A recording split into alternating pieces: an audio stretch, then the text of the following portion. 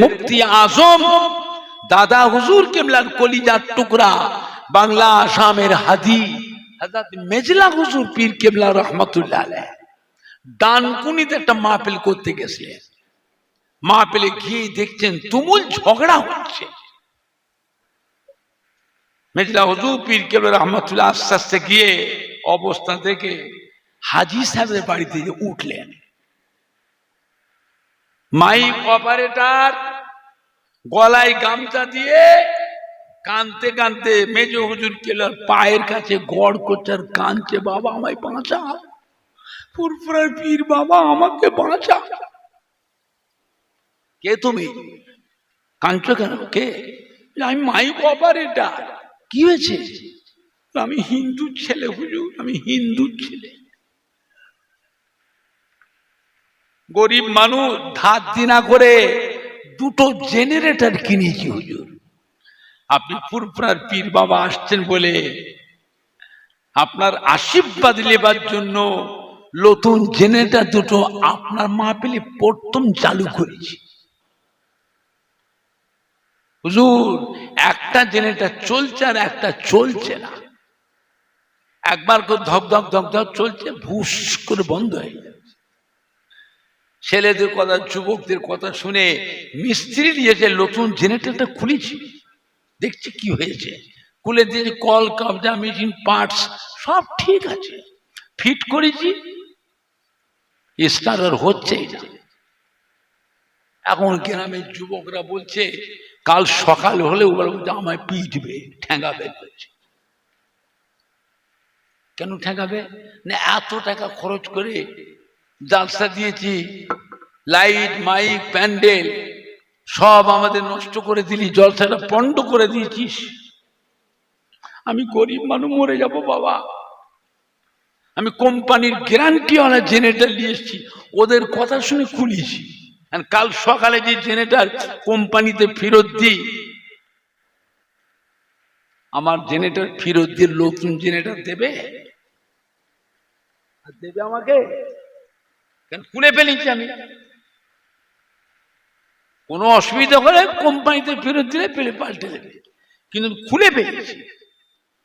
আমি তো গরিব মানুষ, আমি মরে যাব বাবা। আর যুবকরা বলছে কাল সকালে তোকে পিটবো, বাবা আমায় বাঁচাও বাবা। মেজলা হুজুর পীর কেবলা রহমাতুল্লাহ বলেছে, বাবা কোথায় জেনারেটর বসিয়েছ, আমাকে নিয়ে চলো, আমি একটু দেখবো। আচ্ছা, মেজ হুজুর কেবলা বলছেন জেনারেটর দেখবে। মেজ হুজুর কেবলা কি জেনারেটরের মিস্ত্রি?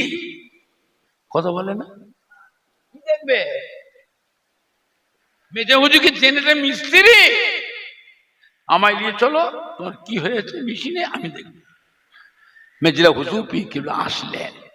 মানুষের ঢল নেমে গেছে, ছেলে ছোকরা, জওয়ান যুবক, মুসল্লি, হাজি সাহেব, ইমাম সাহেব, মৌলানা সাহেব, মুফতি সাহেব সব একবার গড়ে মানুষের ঢল নেমে গেছে। হুজুর কেবলা পিছনে সব যাচ্ছে। হুজুর কেবলা দিয়ে দেখলেন কোথায় জেনারেটর বসিয়েছ? এই যে হুজুর, একটা ওই মাথায় বসিয়েছি প্যান্ডেল আর লাইটিং এর জন্য, আর একটা এইখানে পুকুর আছে, এই পুকুরের পাড়ে বসিয়েছি এই মাইক আর স্টেজ। এই মাইক আর স্টেজের জেনারেটরটা হুজুর চলছে না। মেজরা হুজুর কেবলা গেলেন, যেই যুবক, এই যুবকেরা এদিকে এসো, এই যুবকেরা এদিকে এসো বাবা, এইখানটা জেনারেটর বসালি কেন? কে বসাতে বললো? কাউকে জিজ্ঞেস করেছিলে? বসিয়েছ, ধরো ওই জেনারেটরটা হতে তোলো, তোলো সরাই। 10-12 জন যুবক নতুন জেনারেটর, বড় জেনারেটর ধরে বলে ওই দিকে নিয়ে যা, ওই পাশেই নিয়ে যা, নিয়ে যা। জেনারেটর ধরে তুলে নিয়ে বসাও। এই মিস্ত্রি জেনারেটর চালাও তো। চালিয়েছে, এক চান্সে ধক ধক ধক ধক চলছে, আর বন্ধ হয় না, আর বন্ধ হয় না। মেজ হুজুরগুলো আস্তে আস্তে এসে হাজি সাহেবের বাড়িতে বসে নাস্তা পানি করবেন, বসলেন। গ্রামের মুরব্বী মুসল্লিরা, ইমাম সাহেব, হাজি সাহেব সব এসে মেজ হুজুর কিবলাকে ধরেছে, হুজুর কি করলেন হুজুর? কেন বাবা? না সন্ধ্যা থেকে রাত 9টা বেজে গেছে হুজুর, মাথা খারাপ হয়ে যাচ্ছে হুজুর, জেনারেটর চালাতে পারিনি, আর আপনি কি করলেন মুহূর্তের মধ্যে জেনারেটর চালু হয়ে গেল। মুফতি আজম হযরত মেজলা হুজুর কিবলা বলেছে, বাবারা ফুরফুরা শরীফে আপনাদের দাদা পীরের মাজারের সামনে মসজিদ, এই মসজিদের সাথে আমার হুজরা, ওই হুজরার মধ্যে বসে বসে ইলমে তাসাউফ, ইলমে মারিফাতের সবকগুলো মশক করি। ইলমে তাসাউফ আধ্যাত্মিক বিদ্যা, ইলমে মারিফাতের সবক মশক করে করে আল্লাহ পাক আমি আবু জাফরের রুহানি চোখ, কলবের চোখ, অন্তরের চোখ আল্লাহ খুলে দিয়েছে। ও বাবারা, আমার রুহানি চোখ দিয়ে দুনিয়ার এক প্রান্ত আর এক প্রান্ত, সাত আসমান, সাতম জমিন আল্লাহ পাক আমি আবু জাফরকে আল্লাহ দেখা। ওই যে পুকুরে পাড়ে জেনারেটরটা বসিয়েছো, ওই জায়গায় একটা পুরাতন নামাজি মুসল্লি বান্দার কবর আছে। মানুষ মরে যায়, রুহটা জিন্দা না মুর্দা, ও রুগের উপরে কষ্ট হচ্ছে, এই জন্য আল্লাহ পাক ওই জেনারেটরটা বন্ধ রেখে দিয়েছে। আমি আবু জাফর আল্লাহ পাক আমাকে দেখালেন, আমি জেনারেটরটা সরিয়ে বসাতে বললাম, আল্লাহর হুকুমে জেনারেটর চালু হয়ে গেল। জোরে বলুন, আর একটু জোরে বলুন। বাইনা মিম্বারি ওয়া রাউজাতি রাউযাতুম মির রিয়াজুল জান্নাহ, মদিনার মসজিদে নববী শরীফের ভিতরে যে জায়গাটাতে আমার আপনার নবী, নূর নবী, দয়ার নবী হুজুর যেখানটায় ইমামতি করতেন, হুজুরের ইমামতির জায়গা থেকে নিয়ে হুজুরের রওজা মোবারক পর্যন্ত এই জায়গাটা হলো একটা জান্নাতেরই টুকরা। জোরে বলুন, জোরে হবে না, জোরে হবে না, নারে দেখবে, নারে দেখবে। বিশ্ব নবী দিবস, বিশ্ব নবী দিবস, ঈদে মিলাদুন নবী, আহলে সুন্নাতুল জামাত, ফুরফুরা শরীফে দাদা পীরের হক সিলসিলা, খাজুরদানা গ্রামবাসী গণ, সম্মানীয় কমিটি সাহেবান গণ, নারাই দেখবে। এই জায়গাটাই কি যতক্ষণ আপনি বসে থাকতে পারবেন, বসার জায়গা না পাবেন দাঁড়িয়ে থাকবে, জায়গা ছাড়া চলবে না, জায়গা ছাড়া চলবে না। এমন একটা জায়গা যেখানে সারা বিশ্বের মুসলমান এসে জমা হয় না, হয়নি, যেখানে সারা বিশ্বের মুসলমান জমা হয়, ভিড় কেমন হয়, ভিড়ের কথাটা কেউ বলে বুঝাতে পারবে না, নিজের চোখে দেখা। আর আপনি সেখানে না গিয়ে খাজুরদানা গ্রামে বসে বসে হাজী সাহেবদের মুখে সেই জায়গার গল্প শোনা চোখে দেখার মতন হবে?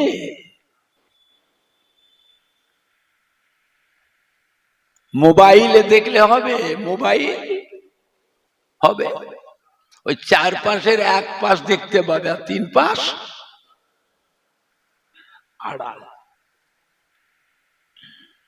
বসেন, বসা জায়গা না পাবেন দাঁড়িয়ে থাকেন, ঘুরে ঘুরে বেড়াবেন, চেয়ে চেয়ে দেখবেন, মনে করবেন আপনি আল্লাহ পাকের বেহেশতের ভিতরই বসে আছে। বাবা, আল্লাহ আমাদের সবাইকে কবুল করুন। জোরে বলুন আল্লাহুম্মা আমিন। জোরে বলেন না আল্লাহুম্মা। বুঝলেন? অল্প বয়স যাদের বুঝতে পারছেন না, সময় যখন শেষ হয়ে আসবে তখন বুঝবেন মাথা খারাপ হয়ে যাবে, পাগল হয়ে যাবে। কোথায় যাব, কার কাছে যাব, কোথায় গেলে নাজাত পাব, কার কাছে গেলে নাজাত পাব।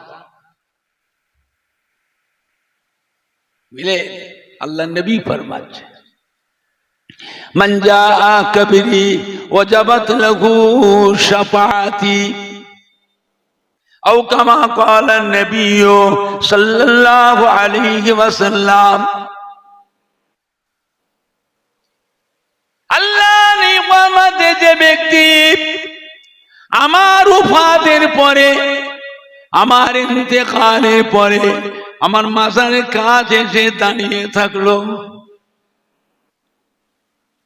কি বেটা ছেলে কি মেয়ে ছেলে আমার মাজারের কাছে এসে দাঁড়িয়ে থাকলো, তার জন্য আমি রাসূলুল্লাহ সাল্লাল্লাহু আলাইহি ওয়াসাল্লাম আমার উপর ওয়াজিব হয়ে যায় কাল কিয়ামতের ময়দানে আল্লাহ পাকের দরবারে সুপারিশ শাফাআতি করে তাকে সাথে করে আল্লাহর বেহেশতে নিয়ে যাওয়া।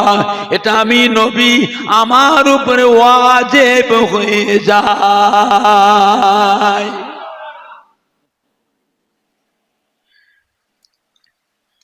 আল্লাহর নিয়ামতে যে ব্যক্তি আমার ওফাতের পরে আমার মাজারের কাছে আসলো, আমার মাজারে এসে সালাম দিয়ে গেল, আমি নবীকে আমার মাজারে এসে সালাম দিয়ে গেল, আমার মাজারের কাছে দাঁড়িয়ে থাকলো,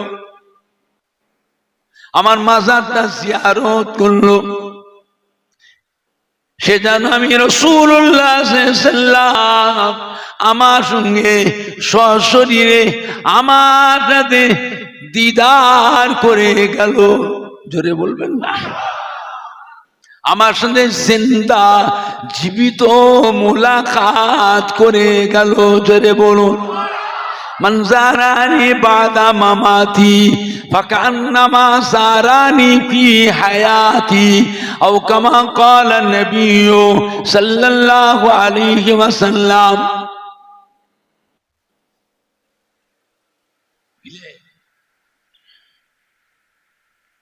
আল্লাহর নিয়ামতে যে ব্যক্তি মদিনার মসজিদে নববী শরীফের 40 ওয়াক্ত নামাজ বা জামাতের সাথে আদায় করলেন, কিয়ামতের কঠিন হাসরের দিনে আমি রাসূলুল্লাহ সাল্লাল্লাহু আলাইহি ওয়াসাল্লাম তাকে সাথে করে নিয়ে আল্লাহর বেহেশতে নিয়ে যাব। যেটা বলবেন না, আল্লাহ নবীর কথার উপর কি সন্দেহ করে ঈমান থাকবে তো? এতটুকু যদি কিন্তু বোধ করে, এতটুকু আলোচনা সমালোচনা করে, ঈমান থাকবে? কি হবে? কাফের হয়ে যাবে। কঠিন কথা। এই মাথায় টুপি থাকবে, দাড়িও থাকবে, নামাজও থাকবে, জুব্বাও থাকবে, কিন্তু ঈমান থাকবে না। বুঝলে, নবীকে মানবেন, মানার মতন মানতে হবে। একজন সাহাবা আল্লাহ নবীর সামনে কথা বলতে বলতে কথার আওয়াজটা একটু বেশি হয়ে গেছে, জোর হয়ে গেছে। নবীর কথার থেকে সাহাবার কথার আওয়াজটা একটু জোরে হয়ে গেছে। সঙ্গে সঙ্গে কুরআন পাক আয়াত নাযিল হয়ে গেছে। বুঝলে, কুরআন পাকের আয়াত নাযিল হয়ে গেছে। বুঝলে, আমার হাবিব বলে দিন, আপনার কথার উপরে যার কথার আওয়াজটা বেশি হলো তাকে শুনিয়ে দেয় তার জীবনের সারা জীবনের যত নেক আমল আছে আমি আল্লাহ বরবাদ করে দিলাম, ক্যান্সেল করে দিলাম। সাহাবা কাঁদতে কাঁদতে বাড়ি চলে গেছে, দরজা বন্ধ করে বাড়ি ভিতরে যে কাঁদছে। আল্লাহ নবী সাহাবাদের বলছেন, বাবু সাহাবাকে দেখছে না কেন বলতো, কোথায় আছে, যাও ডেকে নিয়ে এসো। ডাকতে গেছে, ঘরের ভিতরে বসে বসে কাঁদছে, আমি যাব না। কেন যাবে না? আমি মুনাফেক হয়ে গেছি, আমি মুনাফেক হয়ে গেছি, আমি তো জাহান্নামী হয়ে গেছি। আল্লাহ কোরআন শরীফে আয়াত নাযিল, আমি যাব না। আল্লাহ নবীর দরবারে যাবার মতন আমার আর নেই, আমার সব শেষ। সাহাবায়ে আল্লাহ রসুলকে শোনায়, আল্লাহ রসুল বলে আমার সাহাবা আমাকে এত ভয় করে, আমাকে এত ভয় করে, যাও আমি রাসূলুল্লাহ সাল্লাল্লাহু আলাইহি ওয়াসাল্লাম তাকে মাফ করে দিলাম, সে জাহান্নামে ঢুকবে না, সে আল্লাহর বেহেশতি। জোরে বলবেন না, জোরে বলবেন না। যাও ডেকে নিয়ে এসো। ঘরে যে শুনিয়েছে আল্লাহ রসুল আপনাকে মাফ করে দিয়েছেন, আল্লাহ রসুল বলেছেন আপনি বেহেশতি, আপনাকে ডাকছে। ও ঘর থেকে বেরিয়ে এসেছে হাসতে হাসতে। জোরে বলবেন না। আল্লাহ রসুলের দরবারে এসেছে, অন্য সাহাবারা ও তুই কত বড় ভাগ্যবান রে, তুই কত বড় ভাগ্যবান। আল্লাহ রসুল বলেছে তুই বেহেশতি, তুই জান্নাতি। জোরে বলুন না সুবহান। আপনি জানেন নবী যেটা বলবে সেটা আল্লাহ পাক শরীয়ত করে দেন। জোরে বলবেন না। আমার নবীর কথাটা হলো আল্লাহ শরীয়ত। বুঝেছেন আমার ভাইজানরা, বাপজানেরা, যুবকেরা, মদিনার মসজিদে নববী শরীফে আল্লাহ নবী ওয়াজ করতেন। সমস্ত সাহাবায়ে কেরাম গণেরা আল্লাহ নবী চতুর্পাশে গোল করে ঘিরে বসে হুজুরের জবান মোবারকের ওয়াজ শুনছেন। মদিনার মসজিদে নববী শরীফে বারান্দায় একজন সাহাবা বসে বসে আমার নবী পাকের চাঁদ মুখের পানে চেয়ে ঝরঝর ঝরঝর করে কাঁদছে। ওয়াজ করতে করতে আল্লাহ নবী লক্ষ্য পড়ে গেল, এমনি করে জিজ্ঞাসা বাবা কাঁদছেন কেন? বারান্দায় একা বসে বসে কাঁদছেন কেন বাবা? কি হয়েছে বাবা? এদিকে উঠে এসো, আমার কাছে সব সাহাবাজন উঠে এসে মদিনার মসজিদ নববীর ভেতরে আল্লাহ নবী পেছনে গিয়ে বসলেন। মাথা হেঁট করে ঝরঝর ঝরঝর করে কাঁদছে। আল্লাহ নবী জিজ্ঞাসা করেছে বাবা কি হয়েছে বাবা? কে কি বলেছে বাবা? কাঁদছেন কেন? সাহাবা কথা বলেন নাই, মাথা হাত করে কেঁদেই যাচ্ছে। আল্লাহ নবী জিজ্ঞাসা করছে বাবা বাড়ি থেকে কোনো অশান্তি হয়েছে? ছেলে মেয়ের সাথে বিবির সাথে ঝামেলা করে পালিয়ে এসেছো? ঘর থেকে বেরিয়ে এসেছো মদিনা মসজিদে নববীর বারান্দায় বসে ছেলে মেয়েদের চিন্তায় বিবি চিন্তায় কাঁদছো। লজ্জার খাতিরে তুমি বাড়িতে যেতে পারছো না, তাই মদিনার মধ্যে নববী বারান্দায় বসে ছেলে মেয়ে চিন্তায় বিবি চিন্তায় বসে বসে কাঁদছো। সাহাবাগণ বললেন ইয়া রাসূলুল্লাহ, ইয়া হাবিবাল্লাহ, আমি আমার সংসারের ব্যাপারে কাঁদি নাই, ছেলে মেয়ে চিন্তায় কাঁদি নাই, বিবি মায়ায় কাঁদছি না। আমি আপনার একজন নগণ্য গরিব সাহাবা, মনটা আমার চায় সব সময় আপনার নূরের চাঁদ মুখের পানে চেয়ে থাকি।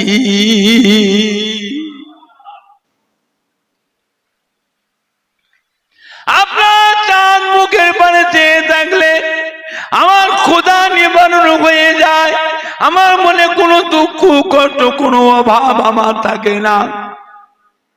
ইয়া রাসূলুল্লাহ, ইয়া হাবিবাল্লাহ, আপনার দরবারে বসে থাকলে হুজুর আপনি যখন আমাকে দেখতে পান আর আমায় থাকতে দেন না, যাও তুমি বাড়ি যাও, বাড়ি যাও। এখানে কি সবসময় বসে থাকো?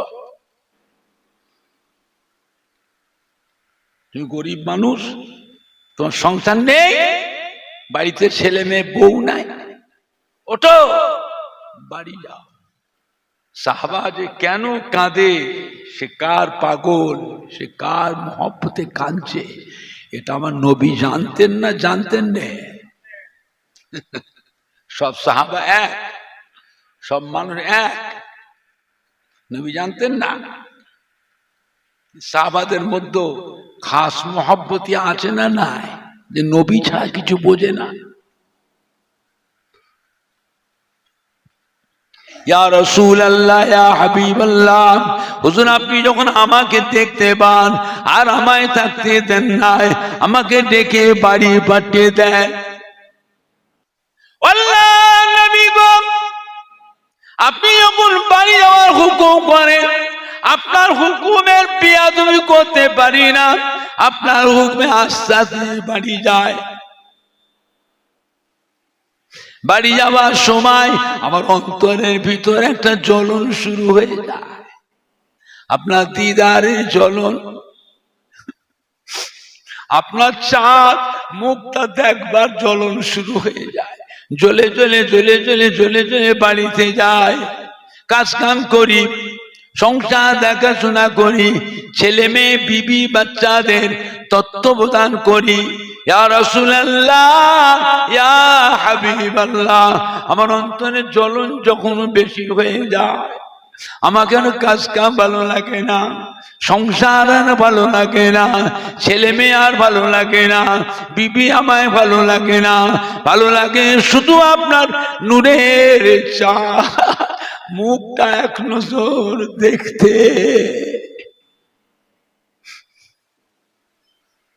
ইয়া রাসূলুল্লাহ, ইয়া হাবিবাল্লাহ, ওই সময় সংসার থেকে বেরিয়ে আসি, কাজ কাম বন্ধ করে দিই, ছেলে মেয়ের কাছে বলে আসি না, বিবির কাছেও বলে আসি না, কোথায় যায়, কার কাছে যায়, কোথায় যাচ্ছি কারকে বলে আসি না, সবাই বাড়ি থাকে, আমি আমার নিজের সংসার থেকে আমি একা বেরিয়ে যাই। বেরিয়ে এসে টুক টুক টুক টুক করে হাঁটি, মদিনা শরীফের রাস্তে রওনা হয়ে আসি। মরুভূমিতে যখন আসি, মরুভূমিতে এসে ছুটে ছুটে ছুটে এসে মদিনা মসজিদে নববী বারান্দায় দাঁড়িয়ে এক নজর আপনার চাঁদ মুখটা এক নজর দেখার সাথে সাথে আমার অন্তরের জ্বলন ঠান্ডা হয়ে যায়। জোরে হবে না, জোরে হবে না? ইয়া রাসূলুল্লাহ, ইয়া হাবিবাল্লাহ, আপনার চাঁদ সাথে সাথে আমার অন্তরে জ্বলন ঠান্ডা হয়ে যায়। ইয়া রাসূলুল্লাহ, ইয়া হাবিবাল্লাহ, দুনিয়া আছে, একদিন চলে যাব, কিয়ামতের কঠিন হাসরের দিনে আল্লাহ পাক আপনাকে আরশে আসিমের ছায়াতে তুলে নেবেন। আমরা নগণ্য সাহাবা কিয়ামতে ভিড়ে ভিতরে কোথায় পড়ে থাকবো, সবাই হাই হাই হাই হাই করে কাঁদবে। আমি আপনার নগণ্য গরিব সাহাবা, আপনাকে না দেখতে পেরে থাকতে পারি না দুনিয়ায়, কিয়ামতের ময়দানে আপনাকে না দেখে কেমন করে থাকবো।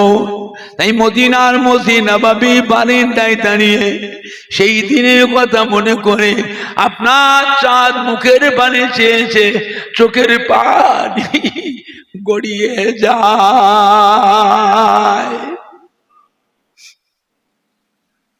আল্লাহ কি বলেছিলেন, ও আমার সাহাবা, কেঁদো না বাবা, কেঁদো না, সবর করো। আমার সামনে রকম করে কেঁদুনি বাবা, আমার সামনে কেঁদুনি বাবা। আমি রাসূলুল্লাহ সাল্লাল্লাহু আলাইহি ওয়াসাল্লাম বলে দিচ্ছি, যে ব্যক্তি আমাকে মোহাব্বত করবে, যে ব্যক্তি আমার মোহাব্বতি সাহাবা, যে ব্যক্তি আমাকে ভালোবাসে, আমাকে মোহাব্বত করে, কাল কিয়ামতের পর আল্লাহর রহমতে বেহেশতে আমি রাসূলুল্লাহ বেহেশতে যেখানে থাকবো, আপনিও আমার পাশে আমার ওই মোহাব্বতের সাহাবা, ওই মোহাব্বতের উম্মত উম্মতি আল্লাহর বেহেশতের ভিতরে এক জায়গায় পাশাপাশি থাকবো। জোরে হবে না? জোরে হবে না? না নাই দেখবে, না নাই দেখবে। নবীকে ভালোবাসে। আল্লাহ কুরআন পাকে বলেন, হাবিব আপনি বলে দিন আমার বান্দা বান্দীদের, আল্লাহ আমি আল্লাহকে যারা পেতে চায়, আমাকে যারা পেতে চায়, আমাকে ভালোবাসতে চায়, তারা যেন আপনাকে ভালোবাসে। আপনাকে ভালোবাসলে আমি আল্লাহ ওই বান্দাটাকে ভালোবাসবো। জোরে বলবেন না? আর একটু জোরে বলবেন না? বুঝলে, মদিনার মসজিদে নববী শরীফে আল্লাহ নবী তাশরীফ রেখেছেন। একজন সাহাবী সালাম দিয়ে দিলেন, আসসালামু আলাইকা ইয়া রাসূলুল্লাহ ইয়া হাবিবাল্লাহ।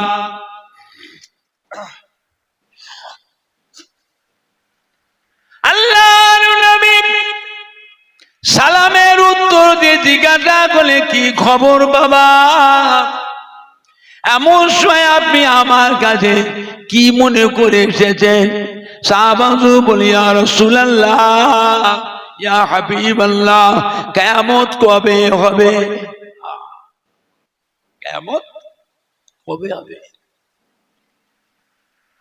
আল্লাহ নবী, বাবা কিয়ামত একদিন হবেই হবে।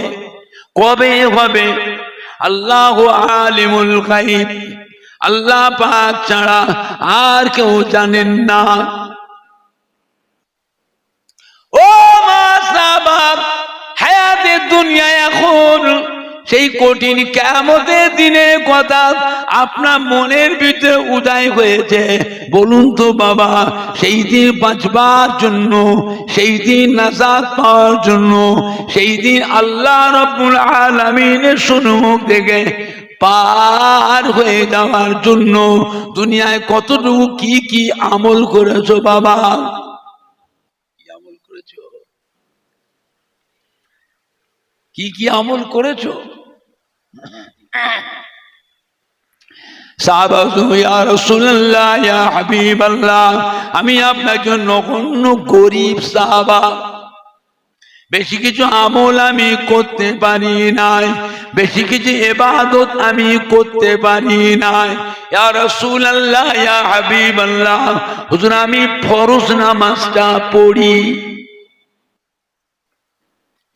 আমি ওয়াজিব নামাজটা পড়ি, আমি সুন্নত নামাজটা পড়ি, ফরজ রোজাটা রাখি, নফল রোজা বেশি রাখতে পারি নাই, নফল নামাজ আমি বেশি পড়তে পারি নাই, ফরজ হজ আমি করেছি, নফল হজ আমি করতে পারি নাই, ফরজ দান খায়রাত, ফরজ দান খায়রাত গুলো এই গুলো আমি করি, নফল দান খায়রাত বেশি করতে পারি না।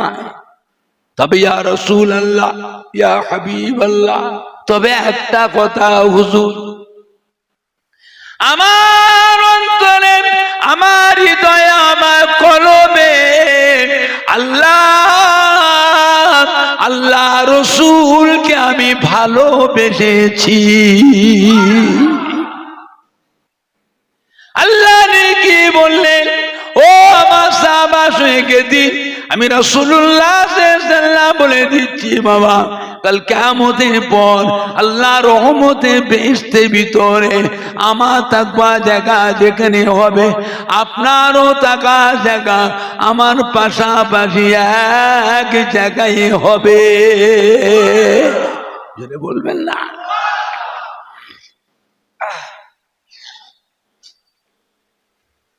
আমার ভাইজানরা, বাপজানেরা, মক্কার কুফারে কুরাইশদের অত্যাচারে আল্লাহ নবী মক্কা শরীফ থেকে হিজরত করে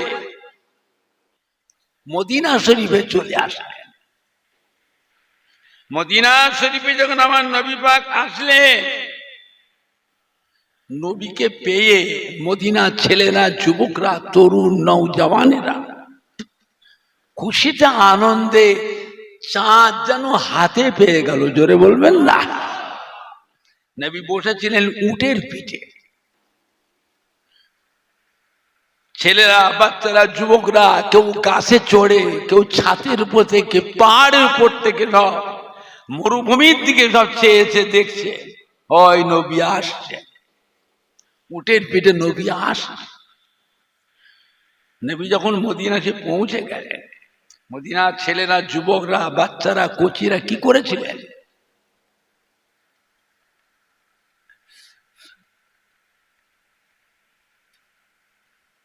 সব এসে উটের চতুর্পাশে আনন্দ উল্লাস করছে, আর নিচের থেকে সব আমার নবী চাঁদ বুকের দিকে সব চেয়েছে, দেখছে আর হাসছে। জোরে বলবেন না, হাসছে।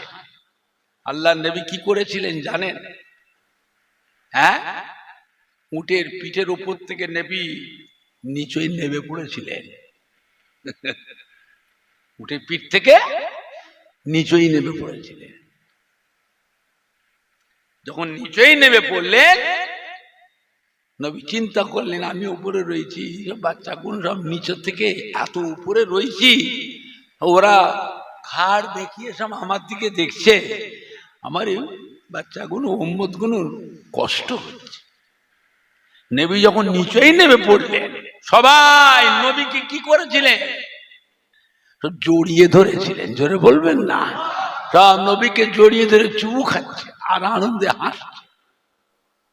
নবী কি বলেছিলেন? ও মদিনার ছেলেরা, মদিনার যুবকেরা, মদিনার নওজওয়ানেরা, তোমরা আজকে আমাকে পেয়ে এত খুশি হয়েছো, এত আনন্দিত হয়েছো, আমার চতুর্পাশে ঘিরে দাঁড়িয়ে আনন্দ করছো, সারা জীবন কি তোমরা আমাকে এইরকম ঘিরে রাখবে? সারা জীবন রাখবে? এই কথাটা কেন বলেছিলেন? আল্লাহ নবী শত্রু ছিল না, ছিল নি? এটা হানা কথা বলে। মদিনার যুবকরা কি বলেছিলেন? আল্লাহ নবী গো, আল্লাহ রাসূল গো, আপনি চিন্তা করবেন না, শুধু আপনাকে ঘিরে থাকবো না, শুধু আপনাকে পাড়া দিয়ে রাখবো না, আপনার জন্য দরকার হলে আমাদের বুকের তাজা রক্তগুলো সব বিলিয়ে দেবো। জোরে বলুন, আর একটু জোরে বলা যাবে না? মক্কার কাফেররা যখন নবীকে খুঁজছিল মারার জন্য, ঘরে তো পেল না, পাহাড়ে পর্বতের গুহায় গুহায়, বাড়ি বাড়িতে তদন্ত করছে কাফেররা, নবীকে পেল না। ওরা চিন্তা করতে গেল কোথায়, এই মানুষটা কোথায় গেল? খবর নিতে লাগলো কোথায় গেলে। যখন খবর পেয়ে গেল যে নবী মদিনায় চলে গেছে, মক্কার মোড়ল, সর্দার, নেতা, লিডারদের রাগ। মদিনায় খবর পাঠিয়ে হযরত মুহাম্মদ শেষে মক্কার মানুষ, আমরা তাকে শাসন করেছি। নাউযুবিল্লাহ। তোরা মদিনায় আশ্রয় দিলি কেন? বাঁচতে যদি চাস মদিনা থেকে বের করে দে, তা নাহলে আমরা মদিনায় দলবল নিয়ে উচিত শিক্ষা দিয়ে আসবো। জোরে বলুন নাউযুবিল্লাহ। উচিত শিক্ষা দিয়ে আসবে।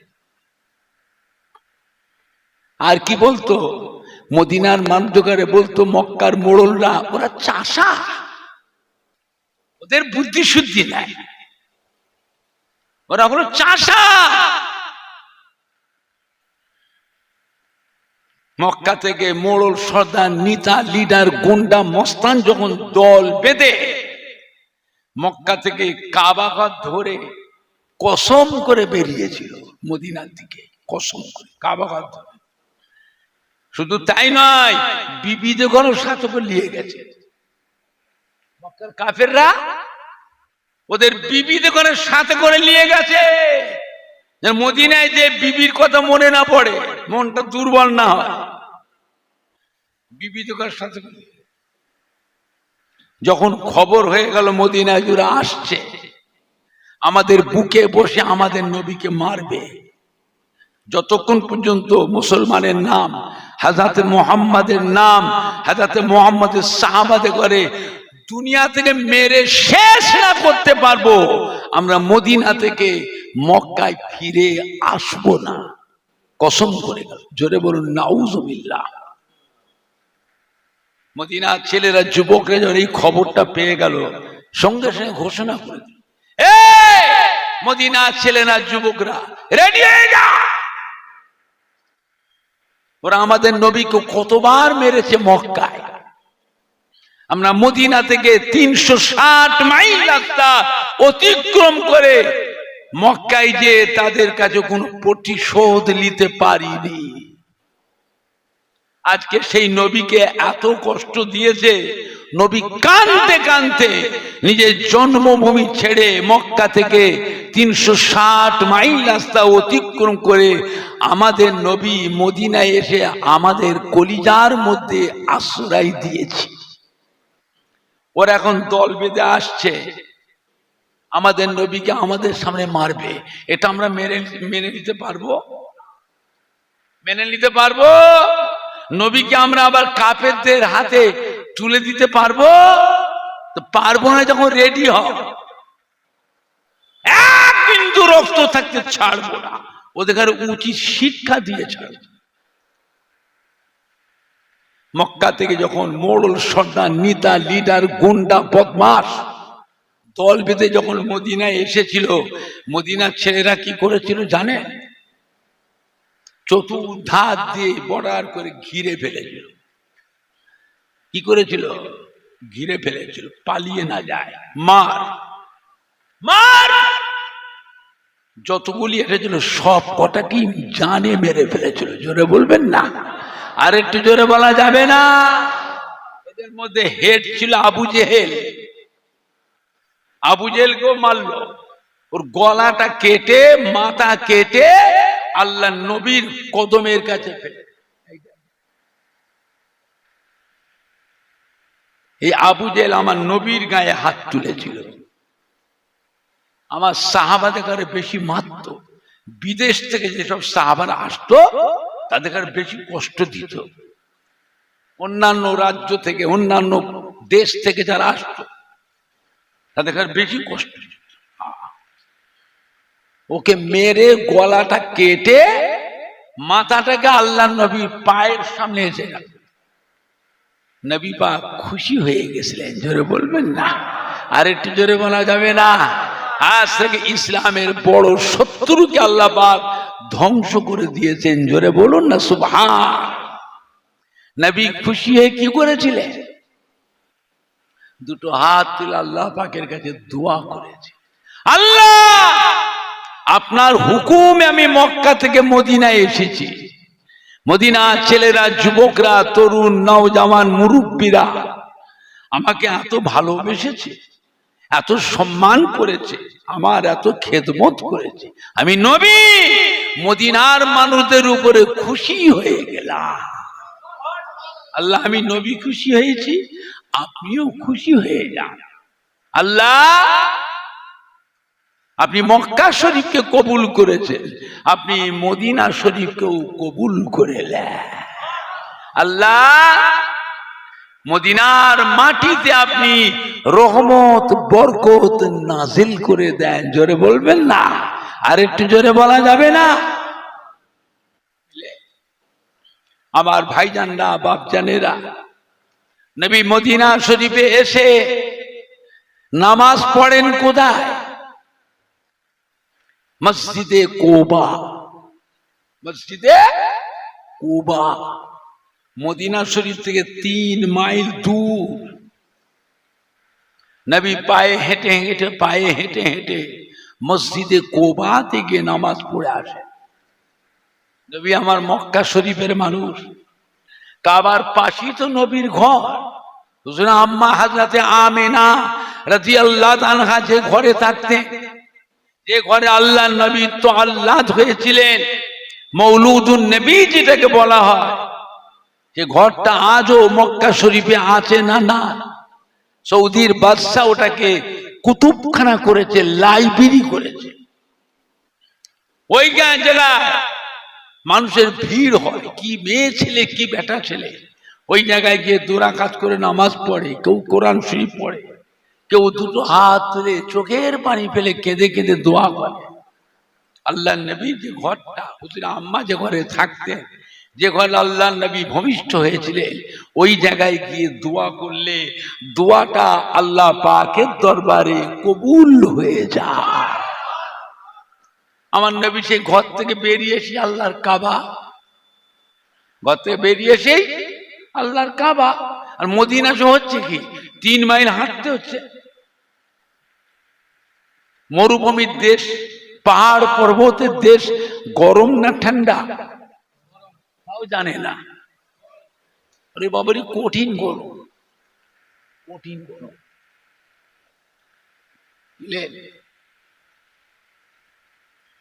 নবীর কষ্ট হয়।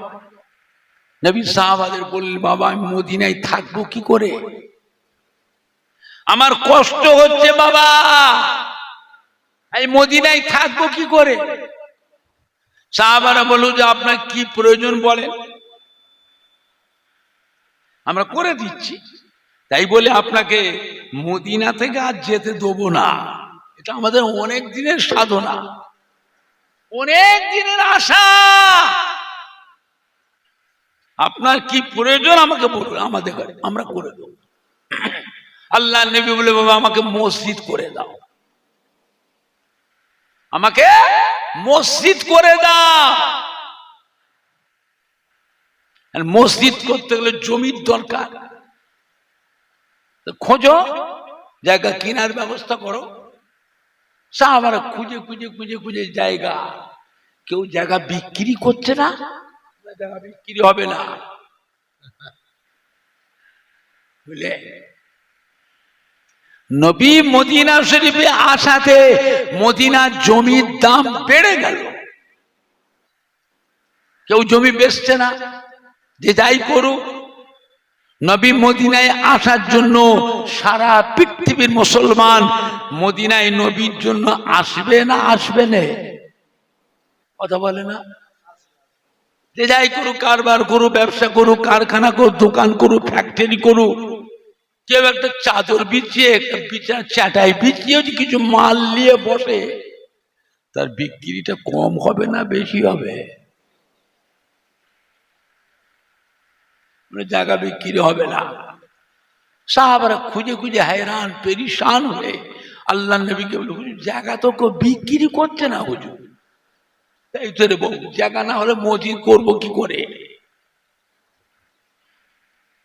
তাহলে কি হবে? নবী কি করলে, নিজে বেরিয়ে গিয়ে একটা জায়গায় গিয়ে দাঁড়ালে, দেখো তো এইখানটা মসজিদ করলে কেমন হয়। বলে, হুজুর আপনি যেটা ভালো বোঝেন, দেখো তো এই জায়গাটা কার, দেখো তো বাবা জায়গাটা কার।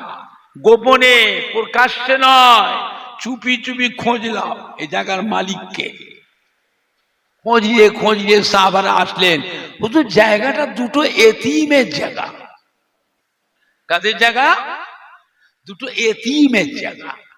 ঠিক আছে বাবা, হোক, ওই এতিম যুব ছেলে দুটোকে আমার কাছে নিয়ে এসো, গোপনে, প্রকাশ্য নয়, চুপি চুপি নিয়ে এসো। এতিম যুবক দুটোকে আল্লাহ নবীর কাছে আনা হলো। আল্লাহ নবীকে, বাবা আপনারা দুজনে কি জায়গার মালিক? তা আপনার তো এতিম মানুষ, এতিম মানুষ জায়গাটা আমার কাছে বিক্রি করে, আমি এইখানটা আল্লাহর ঘর মসজিদ বানাবো। এতিম যুবক দুটো খুশি হয়ে, ও আল্লাহ নবী গো, আজ আপনি মক্কা শরীফ থেকে 360 মাইল রাস্তা অতিক্রম করে আমাদের মদিনায় এসেছেন। আমাদের জায়গাটা আপনার পছন্দ হয়েছে, এই জায়গা আপনাকে দাম দেওয়া লাগবে না, এটা আপনাকে আমরা এমনি দিয়ে দিলাম। জোরে হবে না? এমনি দিয়ে। নবী বললেন, বাবা তোমরা এতিম মানুষ, তোমাদের তার সাহায্য করার দরকার, এমনি দেবে কেন? পয়সা লাও, মূল্য লাও, যা মূল্য লাও।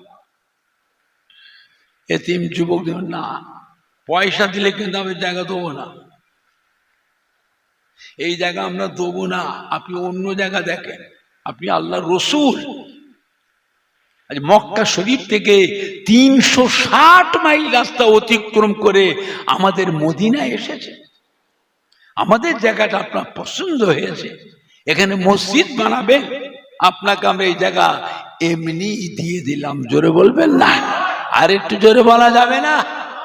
নবী খুশি হয়ে গেলেন। খুশি হয়ে কি বললে, বাবা আপনাদের কথাটাকে, প্রস্তাবটাকে আমি রাসূলুল্লাহ মেনে নিলাম, কবুল করে নিলাম। এদিকে এসো, আমার কাছে এসো। এতিম যুবক দুটো আল্লাহর নবীর কাছে, বাবা আপনাদের প্রস্তাবটা, আপনাদের কথাটা আমি রাসূলুল্লাহ মেনে নিলাম, কবুল করে নিলাম। তা আমি একটা কথা বলেছি, আমি আল্লাহর রসূল, আমার কথার সম্মানটা রাখো। তোমাদের কথা আমি রাসূলুল্লাহ মেনে নিলাম, কবুল করে, কিন্তু আমি একটা কথা বলেছি, আমার কথার সম্মানটা রাখো। যুবক দুটোকে কাছে ডেকে আল্লাহ নবী কি করেছিলেন, নিজের কাছ থেকে জমির জন্য কিছু মূল্য ওই এতিম যুবকদের হাতে দিয়ে দিলেন। আমার সম্মানটা রাখো, তোমাদের রাখলাম, তোমাদের সম্মানটা রেখেছি, আমার সম্মানটা রাখো। নিজের কাছ থেকে দিয়ে হিকমতের সঙ্গে এতিম যুবকদেরও ওই মূল্যটা গ্রহণ করে নিয়ে পুনরায় মদিনার মসজিদে নববী শরীফে দান করে দিলেন। জোরে বলবেন না? আর একটু জোরে বলা যাবে না? ওই জায়গায় হলো মদিনার মসজিদে নববী শরীফ।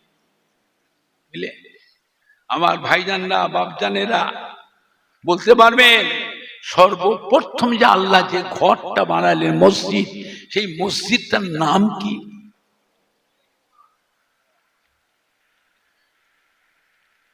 আল্লাহ পাক যে ঘরটা বানিয়েছিলেন মসজিদ, সেই মসজিদটা কোথায় আছে?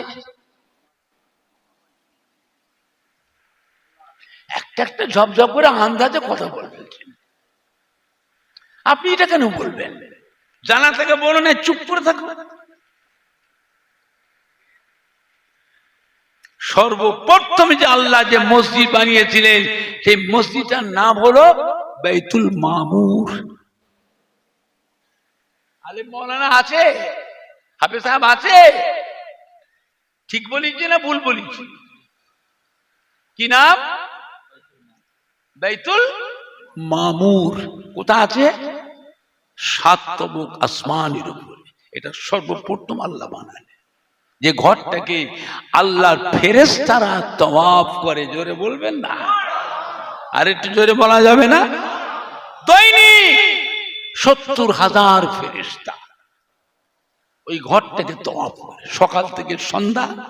70,000 ফেরেশতা, সন্ধ্যা থেকে সারা রাত পার করে সকাল পর্যন্ত আরো 70,000, 1,40,000 ফেরেশতা প্রত্যেক দিন তওয়াফ। যে ফেরেশতা একবার তওয়াফ করেছে, কিয়ামত পর্যন্ত দুবার তওয়াফ করার সুযোগ ওই ফেরেশতাটা আর পাবে না।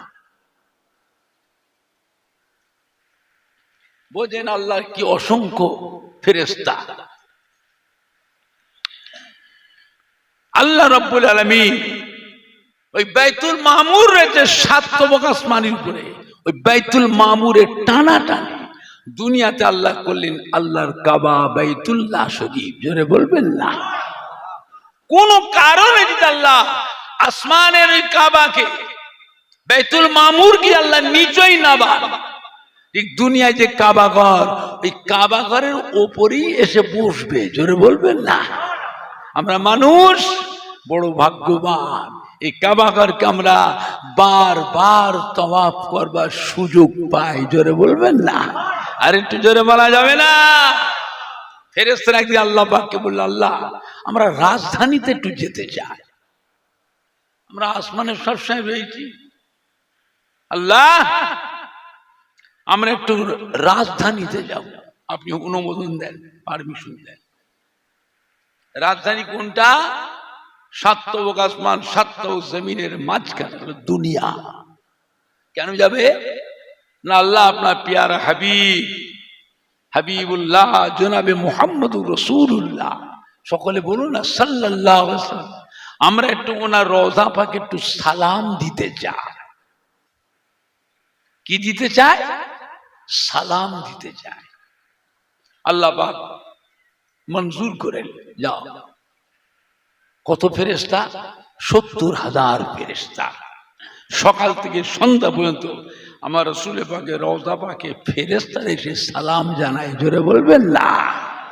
আবার সন্ধ্যা থেকে সারা রাত পার করে ফজর পর্যন্ত আরো ৭০,০০০ ফেরেশতা আমার রাসূল পাকের রওজা পাকে সালাম দিতে থাকে। জোরে বলবেন না? যে ফেরেশতা একবার সালাম দিয়েছে, কিয়ামত পর্যন্ত দুবার সালাম দেওয়ার সুযোগ ফেরেশতার পাবে না।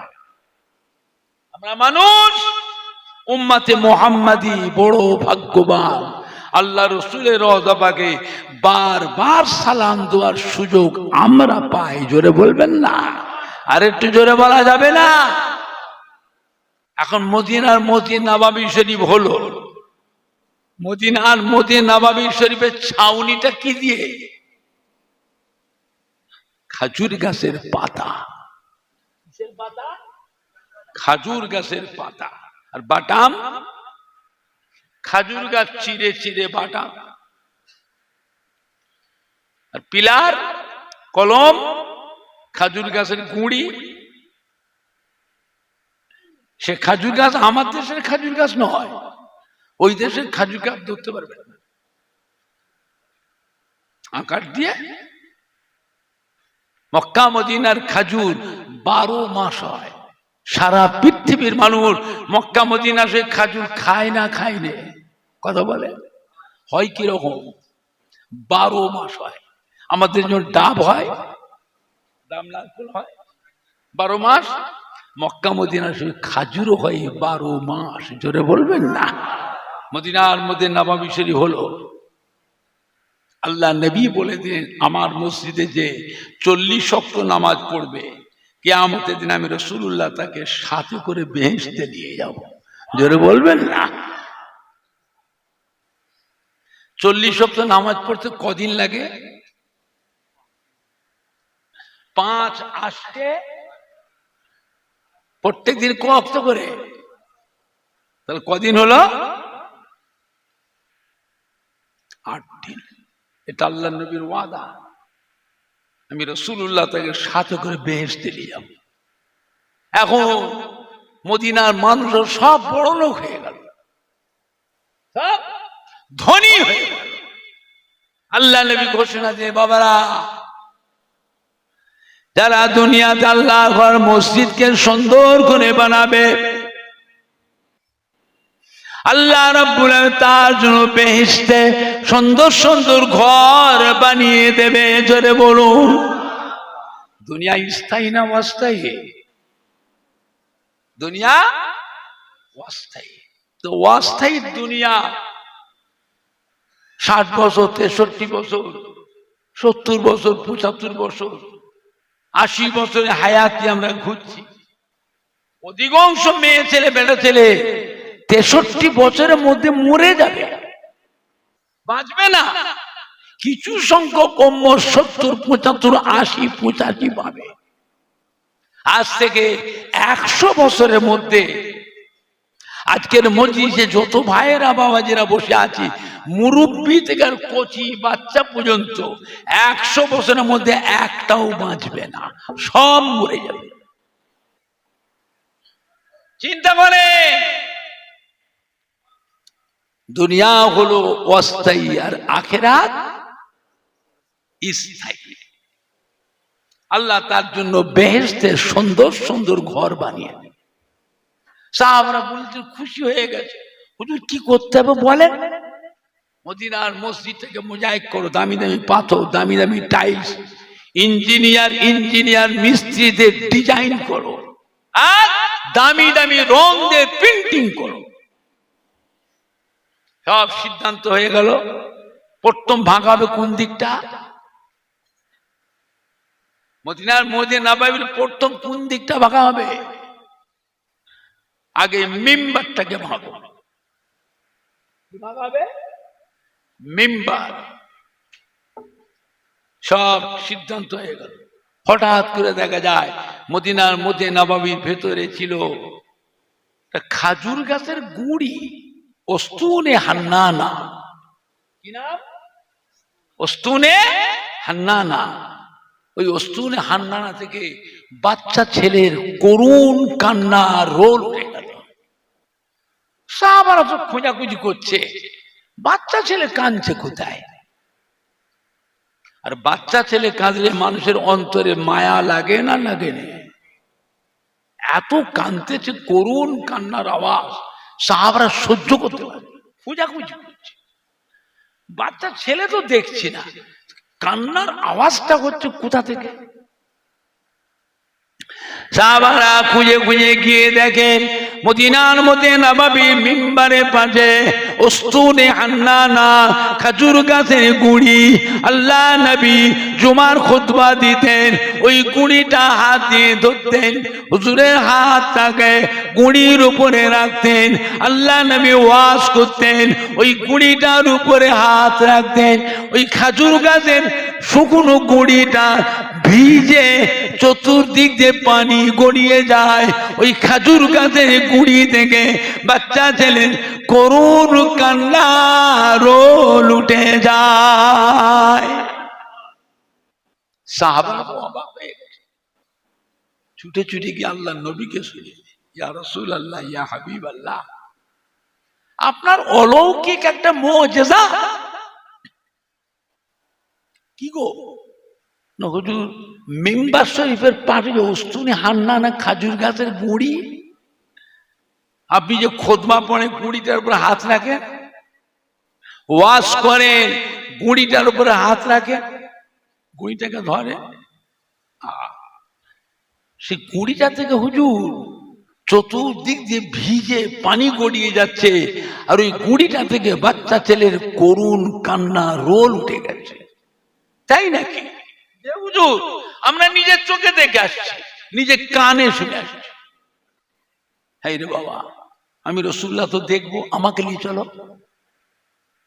আল্লাহ রসুল আসলেন, এসি হুজুর জিজ্ঞাসা করেছে, কি হয়েছে রে বেটা, কাঁদছিস কেন? শুনে হান্নানা, কাঁদছো কেন? কি হয়েছে?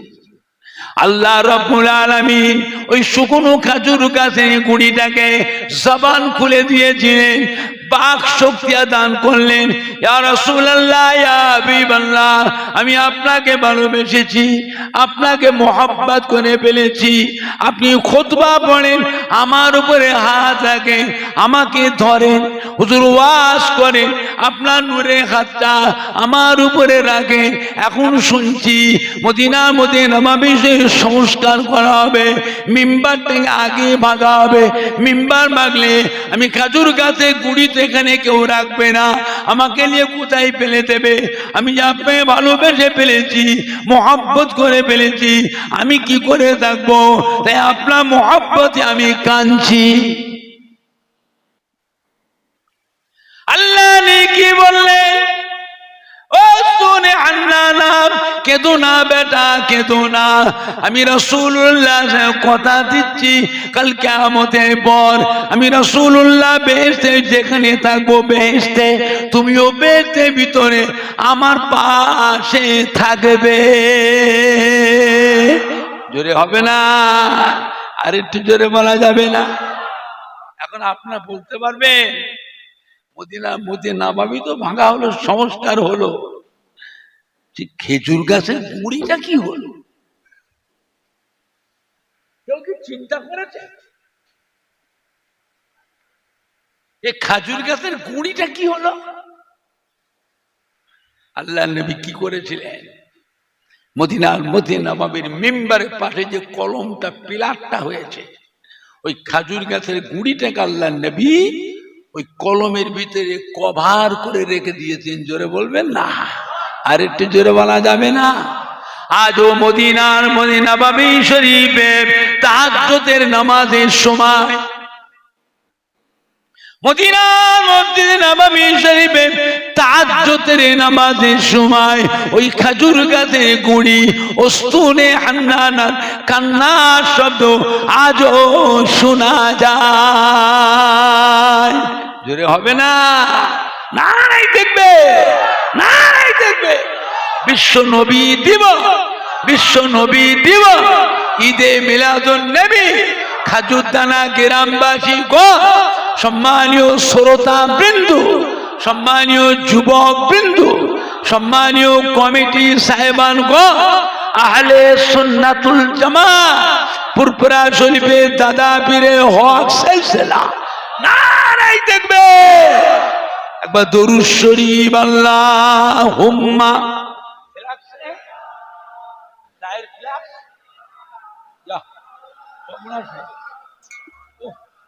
এতে থাকি ফ্ল্যাক্স পেয়েছে নাকি? তো না না বরং ফ্ল্যাক্স নিয়ে আমি কি আসলে পেট ভরে খাবার ঘন পিঠা করবো? আল্লাহুম্মা সাল্লি আলা,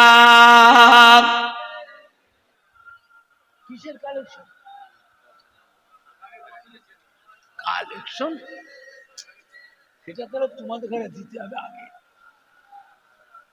আমার বয়স আর আপনি জোরে জোরে কালমা লা ইলাহা ইল্লাল্লাহ।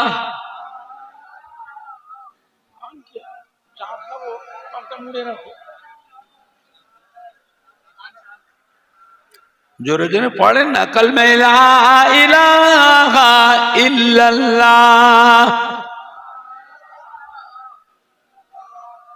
লা ইলাহা ইল্লাল্লাহ মুহাম্মাদুর রাসূলুল্লাহ সাল্লাল্লাহু আলাইহি ওয়াসাল্লাম। একবার কলেমা শরীফ যে পড়বে ঈমানের সাথে, ভক্তি, শ্রদ্ধা, মুহাব্বত, তার জীবনের 4000 গুনাহ আল্লাহ মাফ করে দেয়। 4000 নেকি তার নামায় আমাল আল্লাহ লিখে দেয়।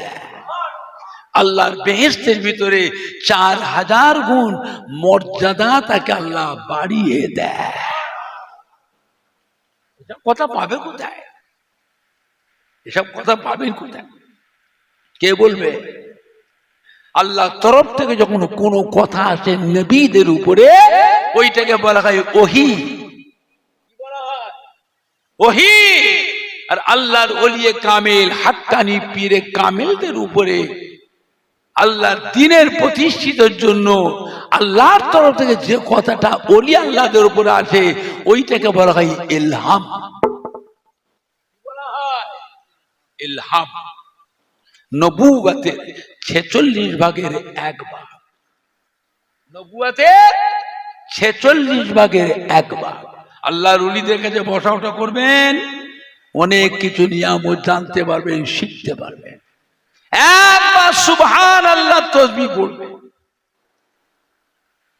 আল্লাহর ওলি বান্দা রাস্তা দেখে টেনে যায়, রাস্তার পাশে কবরস্থান, কবরস্থানে পা দিয়ে যেতে যেতে কবরস্থানের ভিতরে একটা কবরের ভিতর থেকে কোরআন পাক তিলাওয়াতের শব্দ শোনা যায়।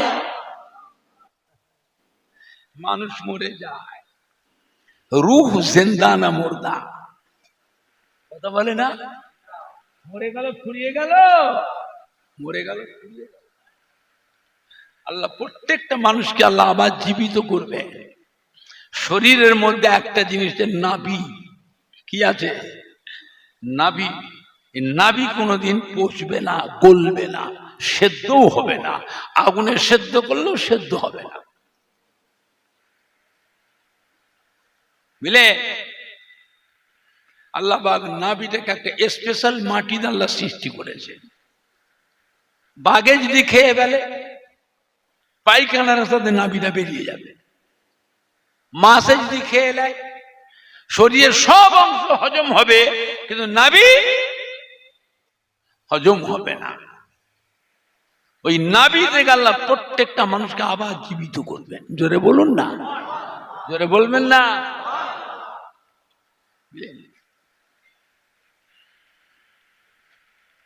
আমার ভাইজানরা, বাপ জানেরা, যুবকেরা, একবার সুবহানাল্লাহ তাসবিহ পড়ার জন্য কবরের ভিতরে কোরআন পাক তিলাওয়াতের শব্দ শুনে আল্লাহর ওলি বান্দা দাঁড়িয়ে গেলেন। অনেকক্ষণ ধরে কোরআন পাক তিলাওয়াত, কবরবাসীর কোরআন পাক তিলাওয়াত করাটা আল্লাহর ওলি বান্দা দাঁড়িয়ে দাঁড়িয়ে শুনলেন। শোনার পরে আল্লাহর ওলি কবরবাসী একটা সালাম দিলেন, আসসালামু আলাইকুম ইয়া আহলাল কবর। কবরের ভিতর থেকে সালামের উত্তর আসলো, ওয়া আলাইকুমুস সালাম। সালাম দোয়াটা কি? সুন্নত। আর জবাব দিয়া কথা বলে না। কবরস্থানে যে সালাম দিচ্ছ, কাকে দিচ্ছ? বাঁশ গাছকে না খাজুর গাছ, তাল গাছটাকে? কাকে সালাম দিলে? কবরের ঢিপি, ঢিপি কবরের ঢিপিকে সালাম দিলে? সালাম দোয়া হচ্ছে সুন্নত, আর উত্তর দোয়া কোথায় দিলেন? হাওয়ায় উড়ে গেল।